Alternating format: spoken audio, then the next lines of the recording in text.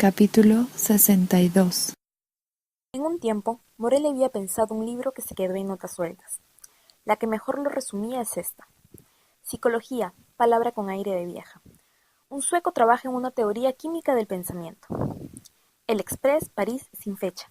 Hace 2 meses, un neurobiólogo sueco, Holger Hayden, de la Universidad de Göteborg, presentó a los especialistas más destacados del mundo, reunidos en San Francisco, sus teorías sobre la naturaleza química de los procesos mentales. Para Hayden, el hecho de pensar, de recordar, de sentir o de adoptar una decisión se manifiesta por la aparición en el cerebro y en los nervios que vinculan a este con los otros órganos de ciertas moléculas particulares que las células nerviosas elaboran en función de la excitación exterior. El equipo sueco logró la delicada separación de las dos clases de células en tejidos todavía vivientes de conejos, las pesó en millonésimos de millonésimo de gramo y determinó por análisis de qué manera esas células utilizan su combustible en diversos casos. Una de las funciones esenciales de las neuronas es la de transmitir los impulsos nerviosos. Esa transmisión se opera por medio de reacciones electroquímicas casi instantáneas. No es fácil sorprender a una célula nerviosa en funcionamiento, pero parece que los suecos lo han conseguido mediante el acertado empleo de diversos métodos. Se ha comprobado que el estímulo se traduce por un incremento en las neuronas de ciertas proteínas cuya molécula varía según la naturaleza del mensaje. Al mismo tiempo, la cantidad de proteínas de las células satélites disminuye como si sacrificaran sus reservas en beneficio de la neurona. La información contenida en la molécula de proteína se convierte, según Hayden, en el impulso que la neurona envía a sus vecinos. Las funciones superiores del cerebro, la memoria y la facultad de razonar se explican para Hayden por la forma particular de las moléculas de proteína que corresponde a cada clase de excitación. Cada neurona del cerebro contiene millones de moléculas de ácidos ribonucleicos diferentes, que se distinguen por la disposición de sus elementos constituyentes simples. Cada molécula particular de ácido ribonucleico, RNA, corresponde a una proteína bien definida, a la manera como una llave se adapta exactamente a una cerradura.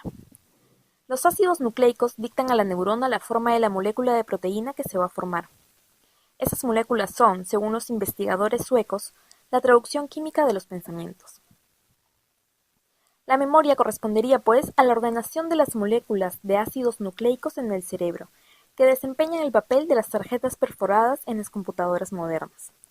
Por ejemplo, el impulso que corresponde a la nota mi captada por el oído se desliza rápidamente de una neurona a otra hasta alcanzar a todas aquellas que contienen las moléculas de ácido RNA correspondiente a esta excitación particular. Las células fabrican de inmediato moléculas de la proteína correspondiente regida por este ácido, y realizamos la audición de dicha nota. La riqueza, la variedad del pensamiento se explican por el hecho de que un cerebro medio contiene unos 10.000 millones de neuronas, cada una de las cuales encierra varios millones de moléculas de ácidos nucleicos. El número de combinaciones posibles es astronómico. Esta teoría tiene, por otra parte, la ventaja de explicar por qué en el cerebro no se han podido descubrir zonas netamente definidas y particulares de cada una de las funciones cerebrales superiores. Como cada neurona dispone de varios ácidos nucleicos, puede participar en procesos mentales diferentes y evocar pensamientos y recuerdos diversos. Química, electromagnetismo, flujos secretos de la materia viva, todo vuelve a evocar extrañamente la noción del mana. Así, al margen de las conductas sociales, podría sospecharse una interacción de otra naturaleza. Un billar que algunos individuos suscitan o padecen. Un drama sin Edipos, sin Rastignac, sin Fedras.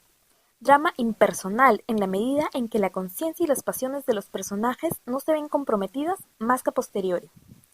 Como si los niveles subliminales fueran los que atan y desatan el ovillo del grupo comprometido en el drama. O para darle gusto al sueco, como si ciertos individuos incidieran sin proponérselo en la química profunda de los demás y viceversa, de modo que se operaran las más curiosas e inquietantes reacciones en cadenas, fisiones y transmutaciones. Así las cosas, basta una amable extrapolación para postular un grupo humano que cree reaccionar psicológicamente en el sentido clásico de esa vieja palabra, pero que no representa más que una instancia de ese flujo de la materia animada, de las infinitas interacciones de lo que antaño llamábamos deseos, simpatías, voluntades, convicciones, y que aparecen aquí como algo irreductible a toda razón y a toda descripción. fuerzas habitantes, extranjeras, que avanzan en procura de su derecho de ciudad, una búsqueda superior a nosotros mismos como individuos, y que nos usa para sus fines, una oscura necesidad de evadir el estado de Homo sapiens hacia... ¿Qué homo? Porque sapiens es otra vieja, vieja palabra, de esas que hay que lavar a fondo antes de pretender usarla con algún sentido. Si escribiera ese libro, las conductas estándar, incluso las más insólitas, su categoría de lujo, serían inexplicables con el instrumental psicológico al uso. Los actores parecerían insanos o totalmente idiotas.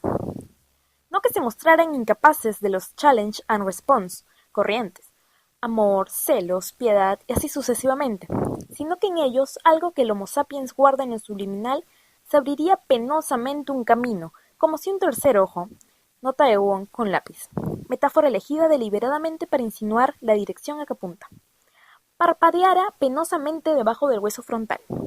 Todo sería como una inquietud, un desasosiego, un desarraigo continuo, un territorio donde la causalidad psicológica cedería desconcertada, y esos fantoches se destrozarían o se amarían o se reconocerían sin sospechar demasiado, que la vida trata de cambiar la clave en y a través y por ellos, que una tentativa apenas concebible nace en el hombre como en otro tiempo fueron naciendo la clave razón, la clave sentimiento, la clave pragmatismo, que a cada sucesiva derrota hay un acercamiento a la mutación final, y que el hombre no es sino que busca ser, proyecta ser, manoteando entre palabras y conducta y alegría salpicada de sangre y otras retóricas como esta. Dejamos atrás el capítulo número 62 de Rayuela. Vamos, es hora de llegar al capítulo número 23. Nadie puede quedarse atrás.